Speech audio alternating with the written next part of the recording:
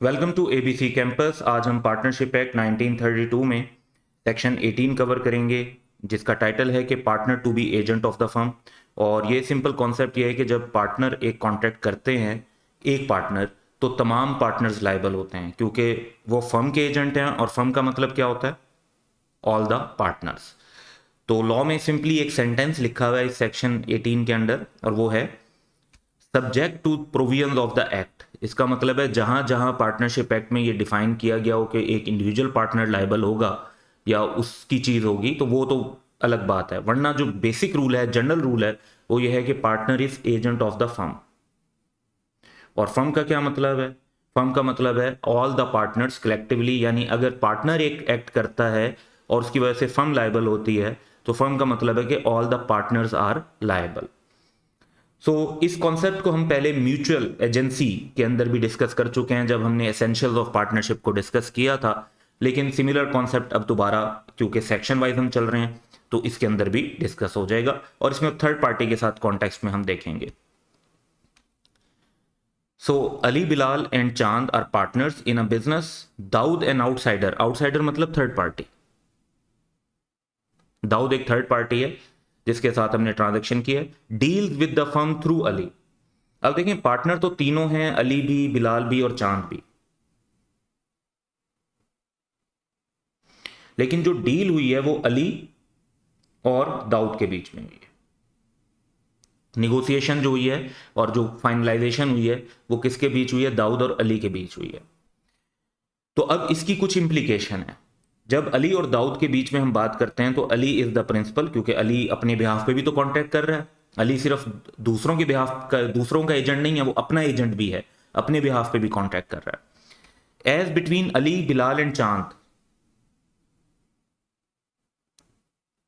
Ali is also agent of Bilal and Chand. तो अली ने जब कॉन्ट्रैक्ट किया है तो उसमें अली की भी लाइबिलिटी होगी, बिलाल की भी होगी और चांद की भी होगी।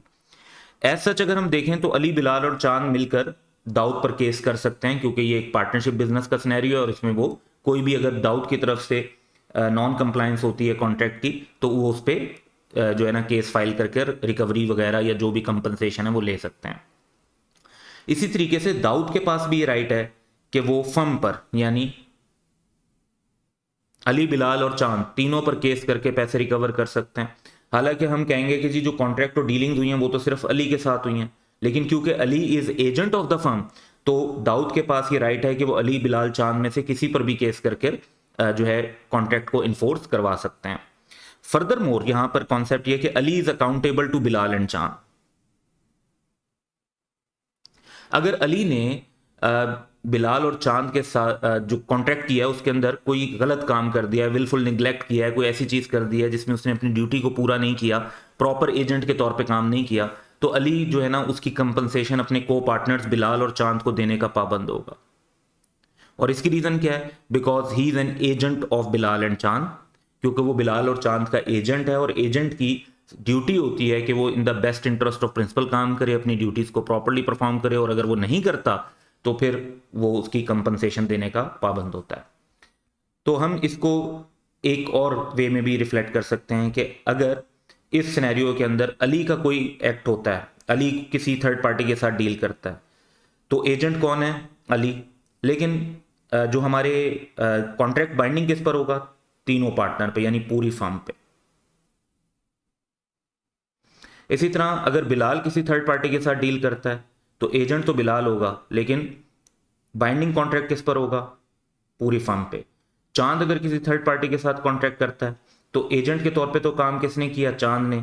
लेकिन बाइंडिंग किस पर होगा? कॉन्ट्रैक्ट तीनों पार्टनर पे, यानी पूरी फर्म पे, अली, बिलाल और चांद तीनों पर। तो ये एक कॉन्सेप्ट है जो म्यूचुअल एजेंसी का कॉन्सेप्ट भी कहलाता है, और पार्टनर को फर्म का एजेंट समझा जाता है, ये कॉन्सेप्ट कहलाता है, और ये हमें ध्यान में रखना चाहिए। That's all for today. Have a good day.